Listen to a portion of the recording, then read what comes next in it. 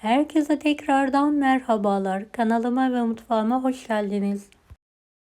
Uzun süre bayatlamayan, ağızda dağılan kıyır kıyır muhteşem hamuruyla sizlere bugün kurabiye tarifi vermek istiyorum. Tarifimize ilk olarak hamurumuzu hazırlayarak başlayalım.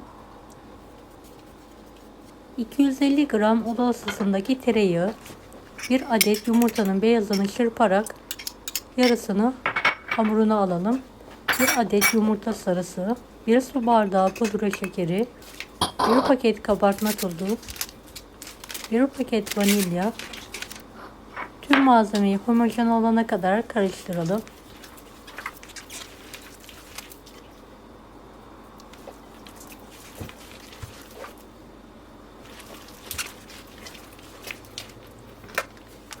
...200 gram nişasta ekleyelim ve yoğurmaya devam edelim.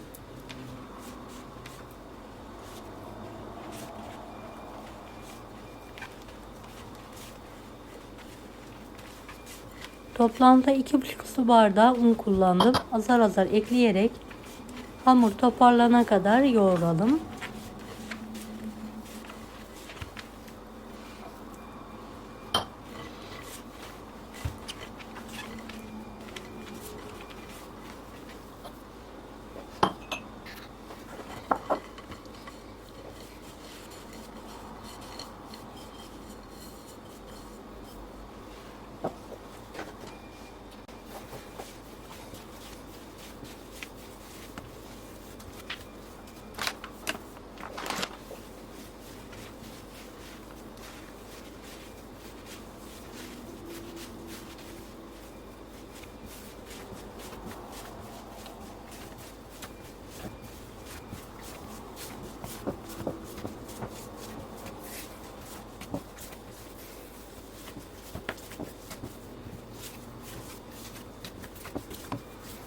Evet, hamurumuz bu kıvamda olmalı. Şekil vermek için artık hazır. Hamurdan ceviz büyüklüğünde kopartarak yuvarlayalım. Bir oklava yardımıyla iç kısmını oyalım.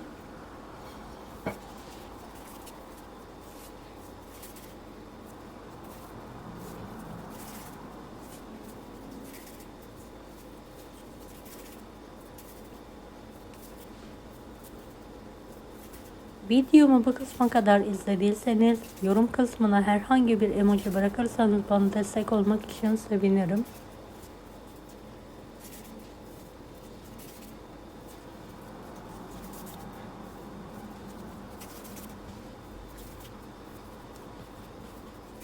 Evet, tüm hamuru aynı şekilde kopartarak yuvarlayalım ve iç kısımlarını oyalım.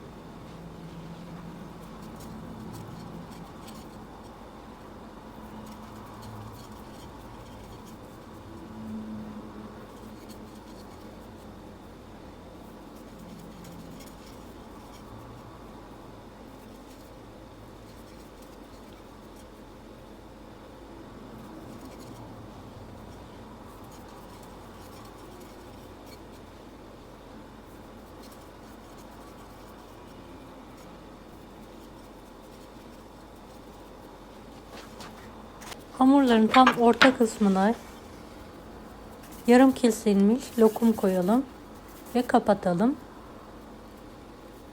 Ve tüm hamuru aynı şekilde lokum koyarak yuvarlayalım.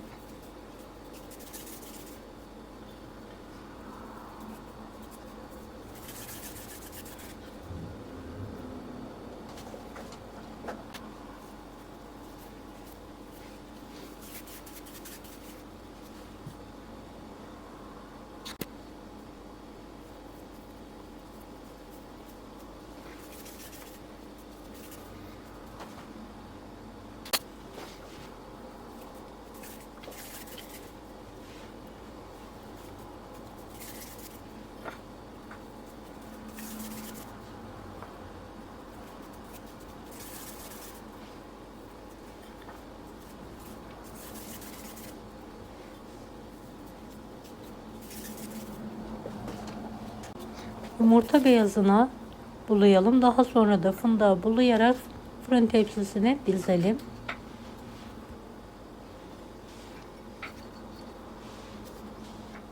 Evet, tüm hamuru aynı işlemi yapmaya devam edelim.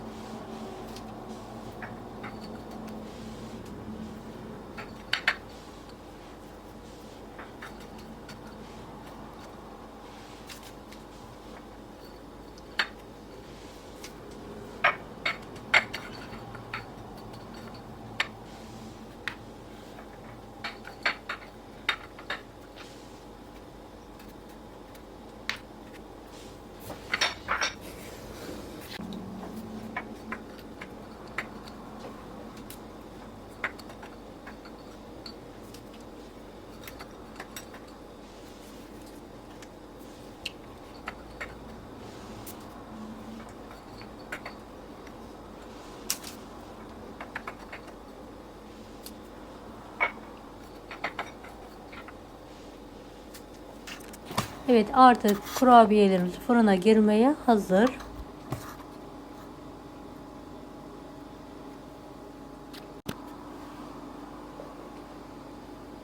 160 dereceli alt üst fırında güzeller hafif bir şekilde pembeleşene kadar pişirmeye bırakalım.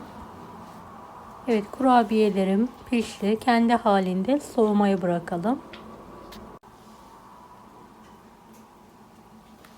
Evet, bölerek işini de göstermek istiyorum. Kıyır kıyır. Gerçekten çok lezzetli bir kurabiye.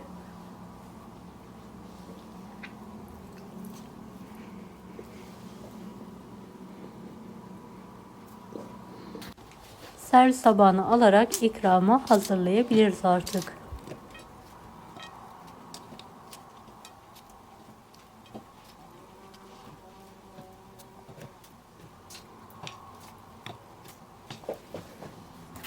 Deneyecek olanlara şimdiden kolaylıklar dilerim. Kanalıma ücretsiz abone olmayı unutmayın.